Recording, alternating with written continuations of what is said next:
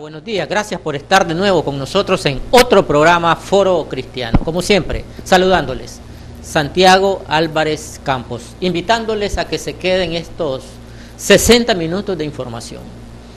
Vamos a primero agradecer las nuevas misericordias que cada día nos da el Señor e invitarlos a que juntos emprendamos los nuevos retos de este día. Cada día tiene nuevas misericordias y nuevos retos, metas que cumplir, problemas que resolver y alegrías que vivir. Así es que, después de la pausa, temas interesantes en Foro Cristiano. No se vayan, ya volvemos.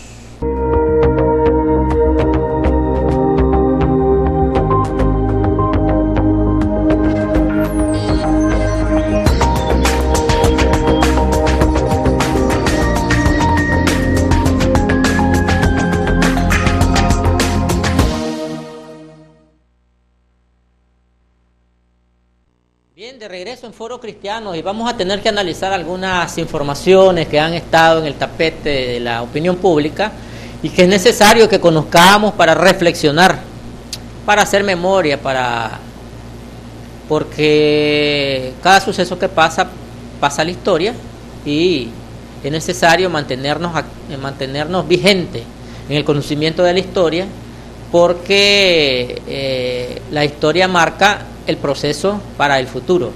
Así es que el que no tiene memoria de su historia está desactualizado, está desubicado de su realidad. ¿Qué pasa? Pues ayer fue 21 de septiembre y fue una fecha que se cumplieron 60 años del asesinato del general Somoza, el papá de Anastasio Somoza García. De Anastasio Somoza de Baile. Anastasio Somoza García fue asesinado un 21 de septiembre de 1956. Otros usan la palabra ajusticiado. Fue ajusticiado el 21 de septiembre de 1956. Estamos cumpliendo 60 años de ese hecho. Pero nosotros lo vamos a analizar, lo vamos a rememorar como un hecho, un suceso que marcó pauta en la historia política de Nicaragua. Recordemos que Anastasio Somoza García había sido prácticamente impuesto después de una lucha interna de partidos políticos que se disputaban el poder, que eran partidos políticos armados, ¿no? Los conservadores y los liberales se disputaban el poder. Veníamos de una situación, la República, pues digamos, cuando hablamos veníamos, no es que yo había estado presente, sino que hablamos en términos históricos de Nicaragua, ¿no? Y venía del asunto de la guerra, de dónde quedaba la capital, si era Granada, si era León, y después todas las luchas de los liberales con los conservadores y unos le ganaban a los otros, unos ponían presidente, los otros los derrocaban.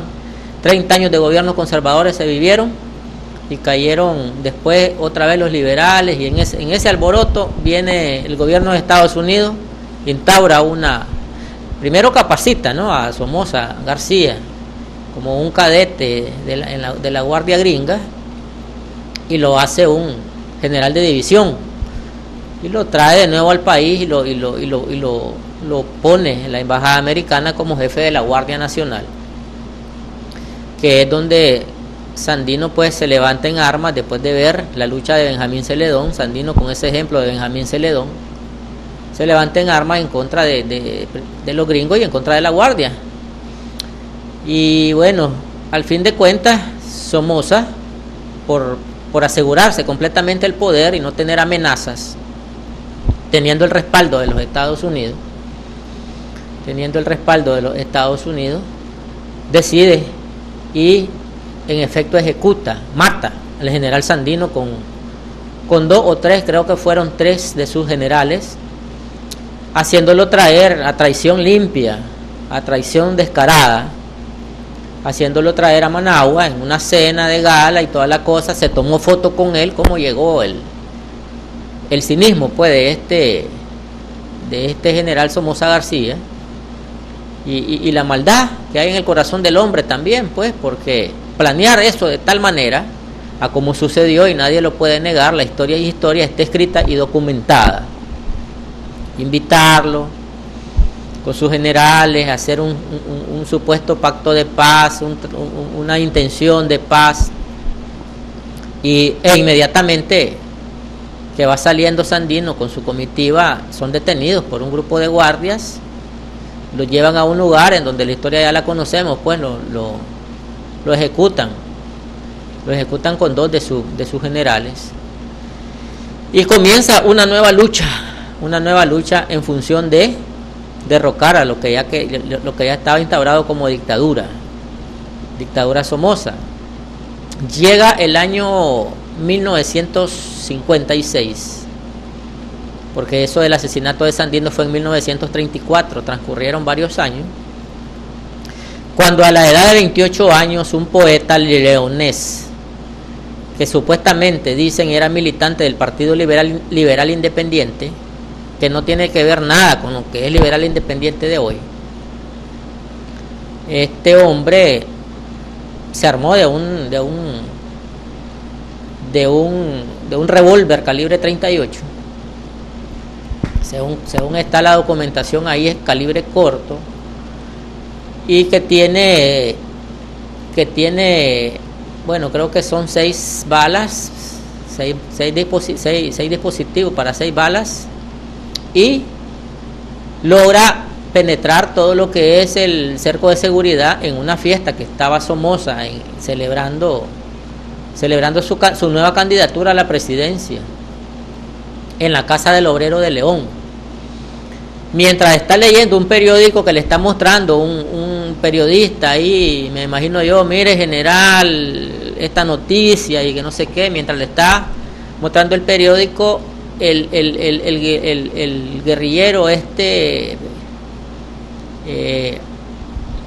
saca el arma, se pone frente a él, se sienta de cluquilla y con las 2 manos aprieta fuertemente el revólver y percuta 5 detonaciones, de las cuales 4 fueron directamente a la humanidad del entonces general de división Somoza García.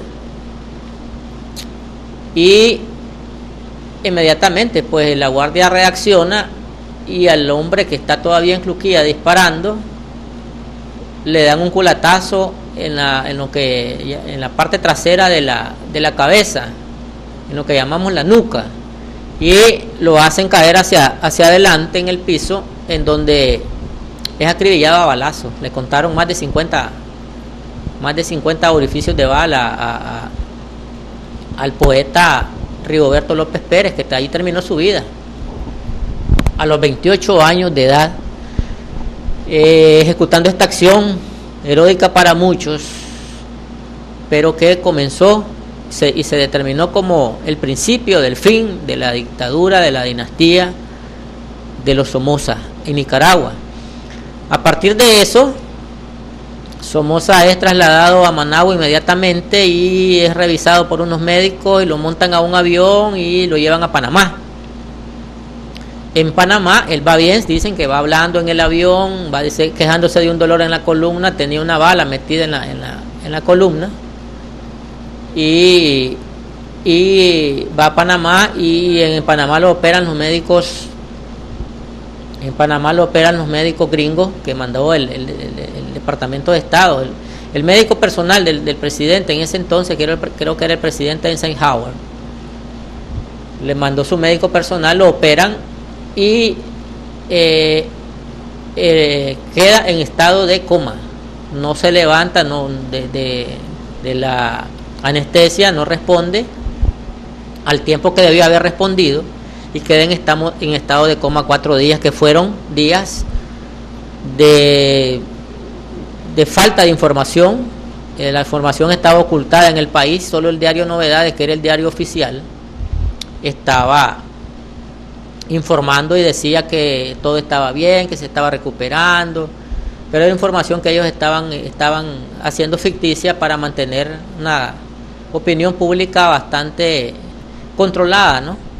Mientras se está dando ese hecho, aquí en Nicaragua había una redada indiscriminada de presos políticos y estaban ahí pues de todo tipo de las tendencias políticas presos, entre ellos Ausberto Narváez y Edwin Castro, que es el papá del actual diputado Edwin Castro Rivera, que supuestamente eran parte de los que habían planeado el complot para asesinar o para ajusticiar a Somoza García. Bueno, pasaron, incluso Pedro Joaquín Chamorro Cardenal fue preso, y eran más de 3.000 presos los que estaban, y venían soltando a uno, echando preso a otro, y se armó todo un alboroto durante esos siguientes años, 3-4 años de fatalidad para mucha gente que se había caracterizado por ser de oposición a Somoza. Así fue el asunto, así terminó la vida de Somoza García y comenzó. Se da por terminado que Somoza está muerto, y la señora, la esposa de él, la mamá de Anastasio Somoza García, Somoza de Baile y de Luis Somoza, define que su hijo Luis va a pasar a ser el presidente y su hijo Anastasio va a pasar a ser el jefe de la guardia, y así acomoda. Así hay lo que se llama una orden matriarcal. La señora se pone al frente de las decisiones del país, ubica a sus hijos en las posiciones estratégicas de poder militar y político, y comienza una era de nuevo somocismo que terminó, como todos sabemos, el 19 de julio de 1979. Es la historia, hay que conocerla, hay que contarla a nuestras nuevas generaciones a como es. Así es que vamos a hacer una pausa. Cuando regresemos, otros temas de interés para analizar en Foro Cristiano. Regresamos en breve.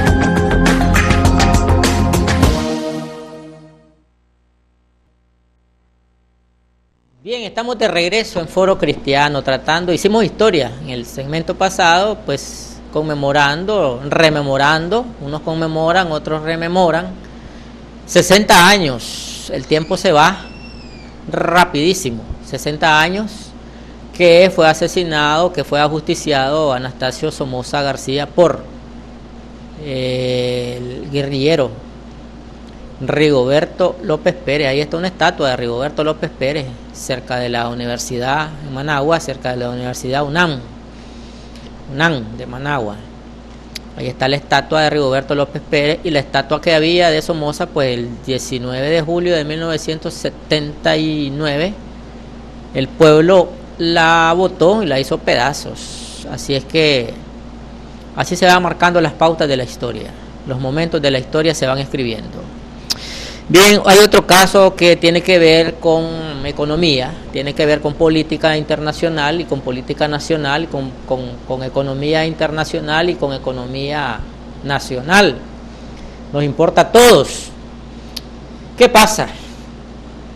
Hay unos congresistas norteamericanos. Cuando hablamos de norteamericanos tenemos que decir que son norteamericanos de los Estados Unidos de Norteamérica, gringos, pero ellos son cubanos que han tenido que irse a vivir a Estados Unidos y han venido haciendo su vida ahí, llegaron a ser congresistas y promovieron una ley, que es la siguiente ley: que no se le dé más apoyo a Nicaragua en préstamos. Vamos a explicarlo, cómo lo entiendo yo.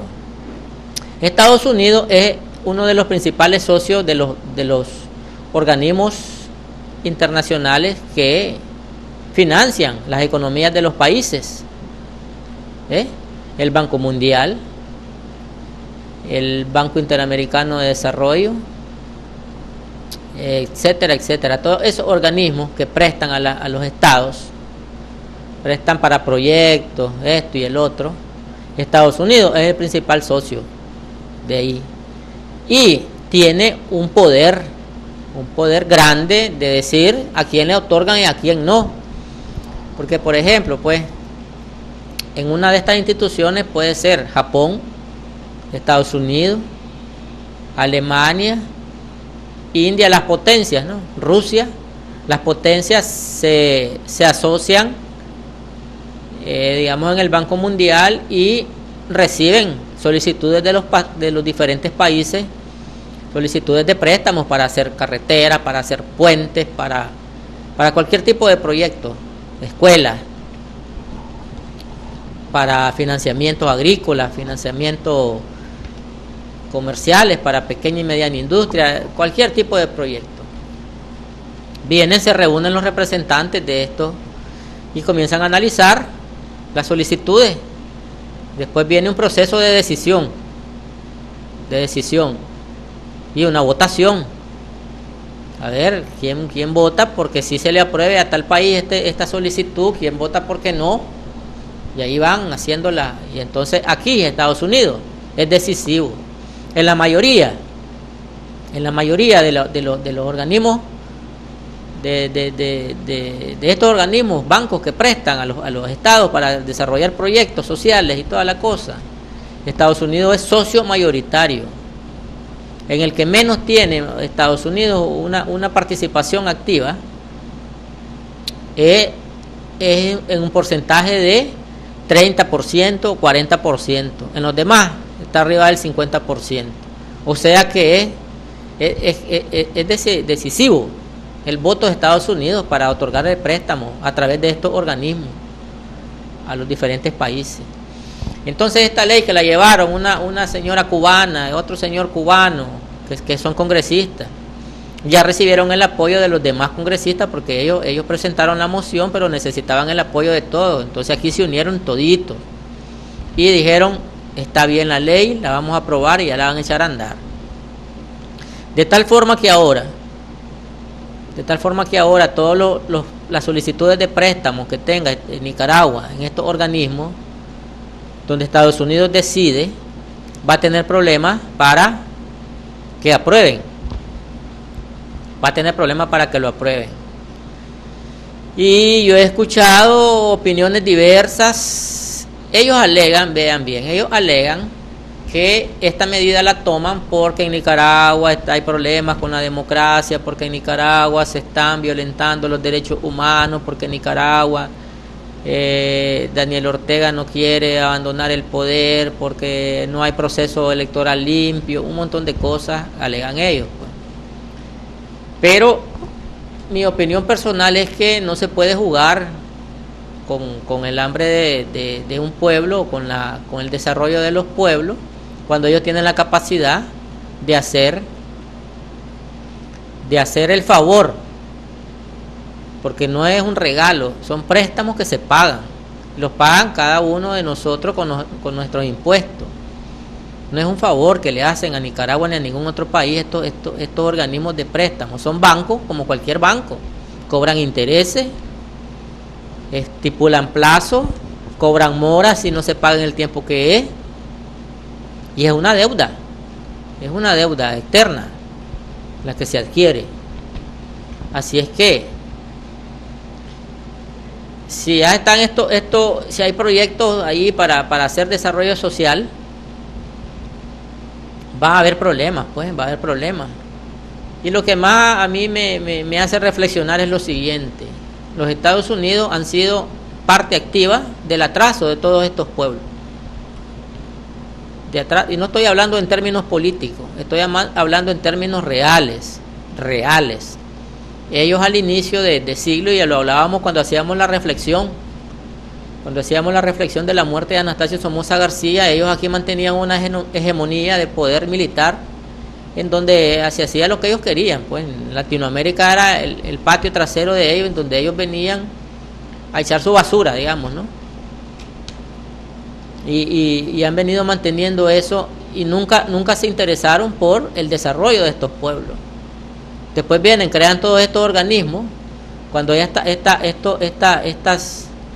estas naciones adquieren un verdadero sentido de independencia y crean estos organismos para, después que ellos los empobrecen, ahora hay que prestarles para que salgan de la pobreza. y después de eso poner condiciones. Yo creo que es triste, pues, que te presten y que te digan, tenés que bañarte a la hora que yo quiero que te bañes, que te vistas a la hora que yo quiero que te vistas, si no, no te presto. Condiciones de ese tipo, pues así lo miro yo. Cada quien tiene su forma de interpretar. Yo creo que préstamo es préstamo mientras se cumpla con los términos del endeudamiento, los intereses, los plazos, las cuotas. No debe mezclarse con la parte política, porque aquí los que debemos decidir por lo que pasa aquí somos los mismos nicaragüenses, y lo hemos hecho.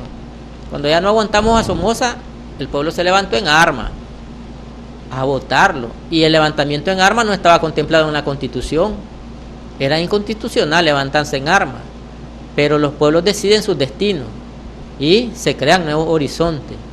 Así es que creo algo, y que ojalá que lleguemos a un momento que no tengamos que prestar a nadie, que seamos autosuficientes, que produzcamos lo suficiente aquí para consumir y para exportar, que tengamos la suficiente solvencia económica para no tener que prestar para hacer un puente, para no tener que prestar para hacer una carretera, para no tener que prestarle a los organismos, estos bancos mundiales, y pagarles interés, y que ese interés mejor quede invertido aquí.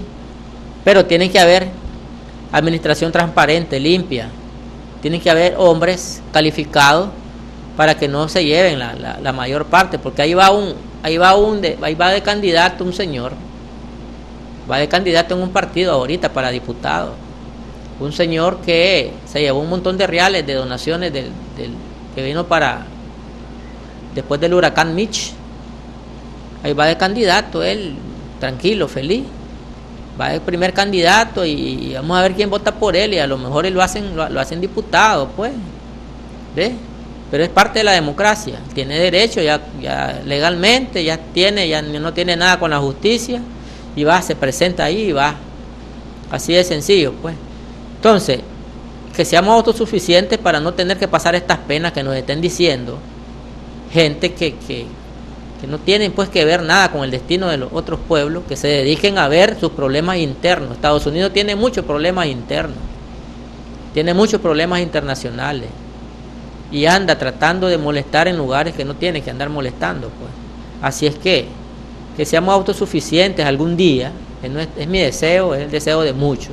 No tengamos que andar prestando, porque es triste, pues nos pasa a cualquiera que tengamos que andar prestándole a alguien porque ya nos quedamos sin efectivo, y andar y que te digan, bueno, y te pongan condiciones, y aquí que allá, y te azaren y te digan, esa es la situación que está pasando. Pero a lo mejor no se tenga que hacer uso de estos bancos, y se encuentren otras formas de financiamiento con otros países que no tienen esta visión gringa de la parte política, y que miren la cosa como que préstamo es préstamo, y si me pagás vamos para adelante, y si no me pagás, pues miremos qué dice la ley ahí según el acuerdo y el contrato de pago, de arreglo que se hizo para el convenio de préstamo. Pero bueno, así está la situación. Veremos qué pasa, y al final de cuentas el asunto es más político que económico, que financiero, pero puede afectar con algunos proyectos que estén planeados para ejecutarse por medio de préstamos de estas instituciones. Por otro lado, miren, el presidente, se murió el presidente de la Asamblea Nacional, el ingeniero René Núñez Telles. Sí, ya fue enterrado, recibió todo el asunto de honor como un hombre de su nivel político y de funcionario público que fue. Pero resulta que la Asamblea pues no eligió a otro presidente para el término que ya se vence en enero. Ya faltan octubre, noviembre, diciembre y 10 días de enero, 3 meses, digamos.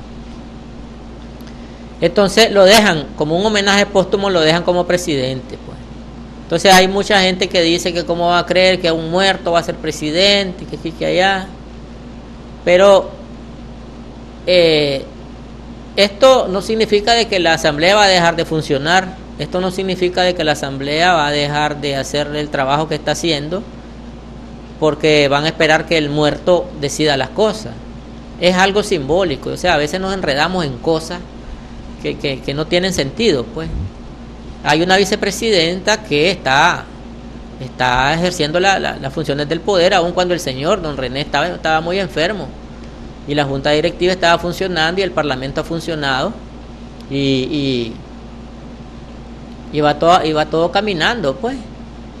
Pero a mí no me gusta que mucha gente diga, bueno, se está rindiendo culto a los muertos. No he escuchado decir yo que sea culto al muerto, y si yo lo escucho decir, aquí mismo lo voy a denunciar. Rendirle culto al muerto es algo que está en contra de la palabra de Dios. Pero cuando se dice, bueno, ya faltan 3 meses, hay que elegir una nueva junta en enero, porque ya vienen elecciones y viene otro parlamento, vienen otros diputados, y se va a elegir una nueva junta.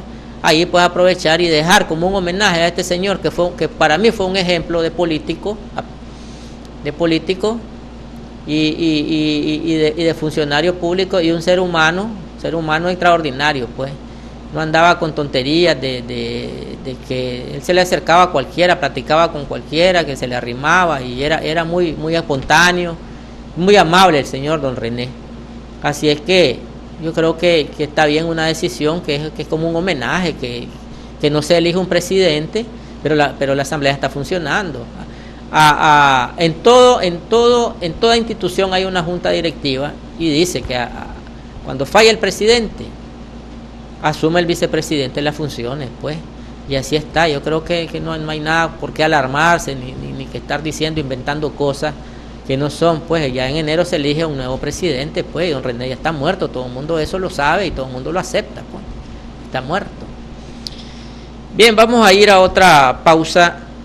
Cuando regresemos vamos a tratar otro tema de interés. Esto es Foro Cristiano. Regresamos.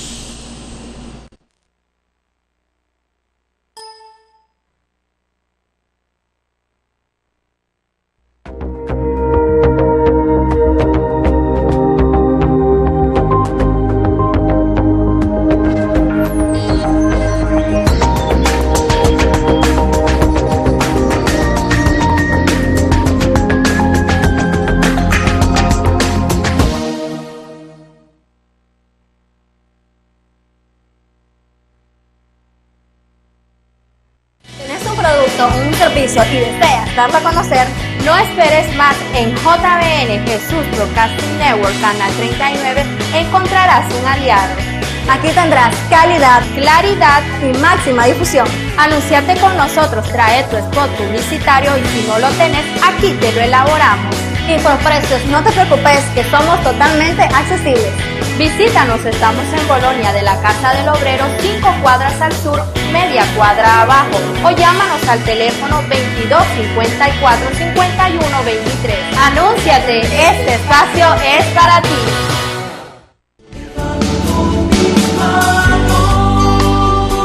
Aunque no tenga fuerzas,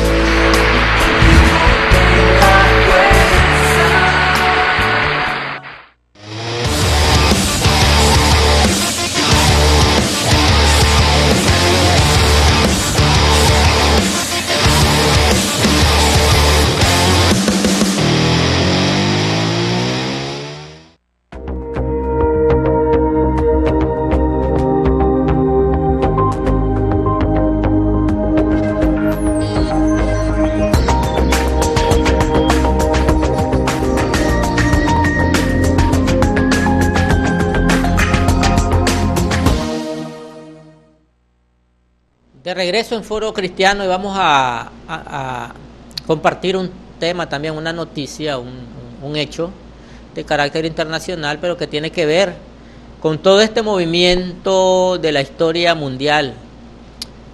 En la Biblia se dicen muchas cosas que están ahí, unos las interpretan de una manera, otros de otra manera, pero están ahí y de alguna forma tienen que cumplirse porque es la palabra de Dios. ¿Qué pasó? Pues hace un par de días se reunieron el primer ministro de Israel, Benjamín Netanyahu, con el presidente estadounidense Barack Obama. ¿Qué pasó en esa reunión? Todos sabemos de que Israel es el principal aliado en Medio Oriente de Estados Unidos. Estados Unidos es el principal aliado de Israel. Bueno, hay muchas cosas que se dicen desde el punto de vista de bíblico, que tienen que ver con esta relación, pero lo que vamos a analizar aquí es la parte de la relación del vínculo que hay entre estas dos potencias mundiales y que están en un foco de inminente guerra. Ahí no ha habido paz en milenios en esa zona del Medio Oriente. Israel está siendo el foco o está en la mira de Corea del Sur, de Irán, de muchos países árabes. Está rodeado de enemigos, pero Estados Unidos mantiene su ayuda, su apoyo a Israel. ¿Qué pasó en esta reunión? ¿Cuál es lo novedoso? Ratificaron el apoyo y fueron importantes las palabras que dijo el primer ministro israelí. Dice: Estados Unidos no tiene otro mejor aliado que Israel. Israel no tiene otro mejor aliado que Estados Unidos. Al final de cuentas, para terminar el asunto Estados Unidos prometió, y más que prometer, firmó un acuerdo de ayuda. Y esta ayuda no es préstamos como lo que hablábamos anteriormente. Esta ayuda es un donativo, es regalo, es apoyo directo, incondicional por el tipo de relación que hay. Miren, 38,000 millones de dólares en equipos militares. Eso es algo que se dice la cifra, pero que bueno, es algo sorprendente. Pues 38,000 millones de dólares para 10 años. O sea que en 10 años estarán posiblemente duplicando esta cifra y manteniendo este asunto. Y el principal apoyo que le está dando Estados Unidos a Israel es en inteligencia militar. En inteligencia militar. Sabemos que Israel ha mantenido su capacidad de defensa, basado en la información que tiene. Israel es una de las potencias en información, o sea, investigan y están al tanto del movimiento de sus enemigos y los tienen penetrados, los tienen minados, y cualquier movimiento que hacen se dan primero cuenta en Israel que en el mismo país donde están planificando algo en contra de Israel. De tal manera de que cuando se da una orden en uno de estos países de enviar tropas para asediar, para hacer algún piquete de asedio, o para enviar algún misil o hacer un ataque, Israel está en la capacidad de destruir en el aire cualquier ataque aéreo, o de desmantelar cualquier invasión terrestre.